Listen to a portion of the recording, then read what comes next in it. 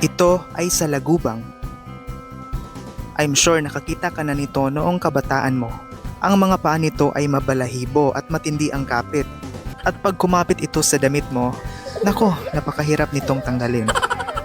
Ito ay dahil ang mga paa nito ay dinisenyo talaga para hindi sila madaling mahulog mula sa mga dahon at sanga ng kahoy. At alam mo ba, ang mga salagubang ay sinasabing pinakamalakas na insekto sa buong mundo. Kaya nilang bumuhat ng up to 850 times ng sarili nilang timbang. O diba, paano kaya nila nagagawa yon? At isa pa, alam nyo bang kinakain ang mga salagubang sa ibang lugar dito sa Pilipinas? At ang pinakapopular na putahe nito ay ang exotic adobong salagubang ng Nueva Ecija. Maraming nagsasabi na napakasarap daw nito. Kung na-try mo na itong kainin, feel free to share ng experience mo sa comment section below.